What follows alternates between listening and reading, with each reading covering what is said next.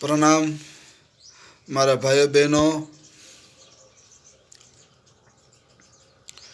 આજે માર્ચ મહિનાની 6ઠી તારીખ છે અને રાહુલ ગાંધી સાહેબ ગુજરાતમાં આવી ગયા છે અને ભાજપને છઠ્ઠીનું દૂધ યાદ દેરાવી દેશે અમારા રાહુલ ગાંધી સાહેબ. ભલે ગમે એટલા ગોરખ ધંધા કરે આ ભાજપ, ગમે એટલા પાપ કરે, કરવા દો ભાજપને પાપ. પાપ કરવું એ ભાજપના લોહીમાં છે અને આરએસએસના અને ભારતીય જનતા પાર્ટીના લોહીમાં છે કે આપણી સલામતી માટે આપણે ગમે એવો પાપ કરવા પડે આપણે કરી લેવાના, ગમે હદે જવું પડે જવાનું, પણ આપણે છે ને આપણે આપણી સલામતી અને આપણી પાર્ટી જેમ મજબૂત બને એમ કરવાનું. અને ભાજપને મજબૂત કરવા માટે બીજી પાર્ટીને તોડવી પડે તો તોડો, બીજા ધારાસભ્યોને ખરીદવા હોય તો ખરીદો. આ ખરીદ વેચાણ કરીને પણ ભાજપની ખુરશી ગરમ રાખો. આ એક ભાજપનું પાપ અને આ એની નીતિ. અર્જુન મોઢવાડિયા સાહેબ કેટલા પીઢ કદાવર નેતા કોંગ્રેસના, એવી તો ઈડી અને સીબીઆઈની અને સરકારી એજન્સીઓની એવી કઈ એજન્સીના હાથમાં એવી અર્જુન મોઢવાડિયા સાહેબની કઈ એવી દુખતી રગ હાથમાં આવી ગઈ કે એમને રાતોરાત ભાજપના ખોરામાં જઈને બેસી જવું પડ્યું.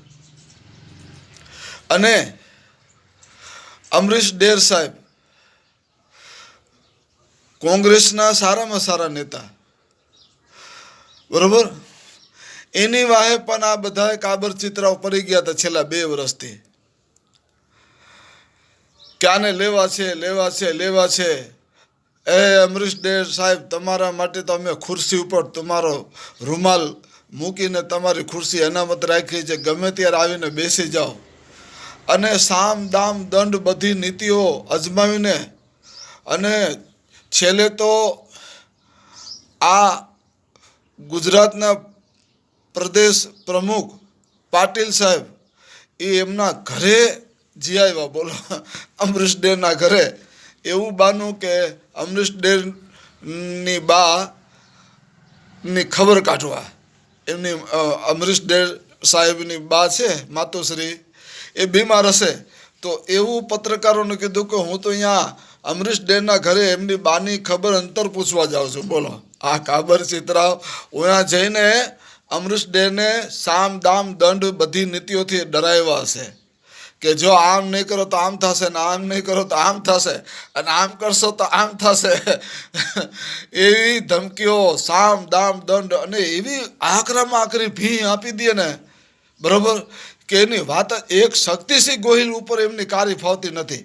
શક્તિસિંહ ગોહિલ છે ને એની ઉપર દિગ્વિજયસિંહ છે, દિગ્વિજયસિંહ જેવા છે, આવા બધા કદાવર નેતા ઉપર એમની કારી ફાવતી નથી. અને શક્તિસિંહ ગોહિલ તો એટલા મોટા કદાવર નેતા છે ને કે ભારતીય જનતા પાર્ટીની ઓકાત નથી શક્તિસિંહ ગોહિલજી સામે ઊભા રહેવાની, બરોબર. હવે અર્જુન મોઢવાડિયા સાહેબ ભલે પાર્ટી બદલી નાખી, પક્ષ પલટો કરી નાખ્યો, પરંતુ જેવી રીતે 17 ધારાસભ્યો કોંગ્રેસમાંથી એક સામટા નીકળીને ભાજપમાં ગયા અને પછી ચૂંટણીમાં એમની હાર થઈ, કરારી હાર. મતદાતાઓએ એમને કાઢી નાખ્યા કાકરાની જેમ. જોજો આ અર્જુન મોઢવાડિયા સાહેબ છે ને એમની હાલત બહુ ખરાબ થવાની છે. અમરીશ ડેર સાહેબની પણ હાલત બહુ ખરાબ થવાની છે, બહુ હાલત ખરાબ થવાની છે. પસ્તાવાના છે. ભાજપમાં જે લોકો ગયા છે ને એને પાછું કોંગ્રેસમાં આવવા માટે ખોરા પાથરવા પડશે કે અમારી ભૂલ થઈને આમ થયું તેમ થયું ને. અને ભાઈ, ભારતીય જનતા પાર્ટીને હું કહું છું કે તમે જો એવો ફાંકો રાખતા હો ને કે કોંગ્રેસને સાફ કરી નાખવી છે, તમારા બાપની તાકાત નથી કોંગ્રેસને સાફ કરવાની, તમારી ઓકાત નથી કોંગ્રેસને સાફ કરવાની. કોંગ્રેસ 100 વર્ષથી અંગ્રેજોથી સાફ ન થઈ તો આ તમારા કારા અંગ્રેજોથી તમારી સાફ થાય તમારીથી કોંગ્રેસ? જે ગોરા અંગ્રેજોથી સાફ ન થાય તો આ કારા અંગ્રેજોથી સાફ થાય કોંગ્રેસ? ન થાય, તમારી તાકાત નથી. કોંગ્રેસના જર મૂળ બધા ભારતની અંદર એટલા બધા છે ને ઊંડા કે ભારત છે ને એ જ કોંગ્રેસ ને કોંગ્રેસ એ જ ભારત. એટલે મારા ભાઈ બહેનો, ભારતીય જનતા પાર્ટીનું પાપ છે ને બહુ નરવાનું છે. જે ખાડા ખોદે છે ભાજપ, એ ખાડામાં પોતે જ પડવાની છે. કોંગ્રેસને કાંઈ આંચ નહીં આવે.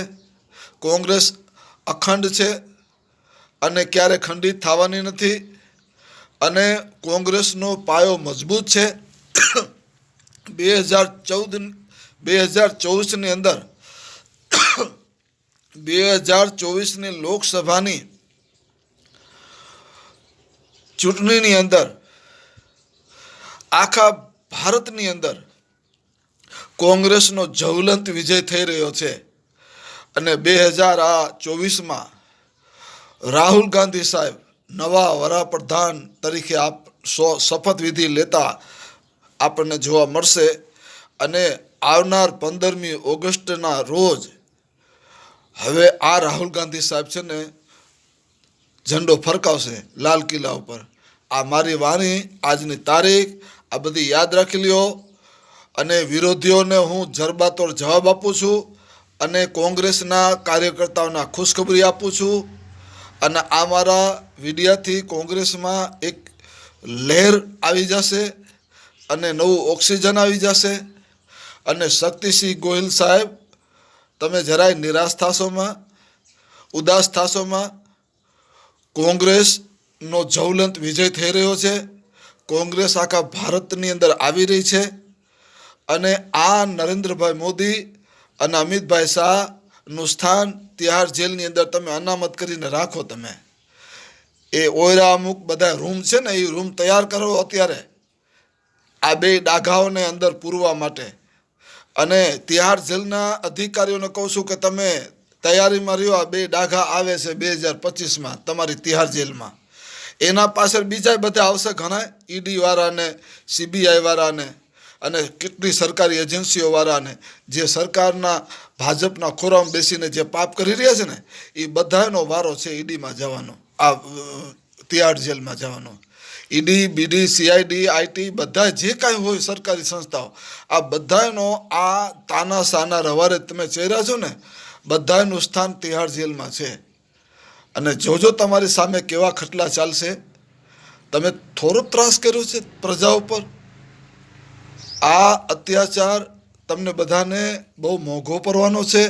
અને કાયદાની એસી તેસી કરીને તમે છે ને સંવિધાનને ભૂસવા નીકળ્યા છો. પણ આ 2024માં સંવિધાન નહીં વિખાય. 2024માં તમે વિખાઈ જશો, તમે ભૂસાઈ જશો.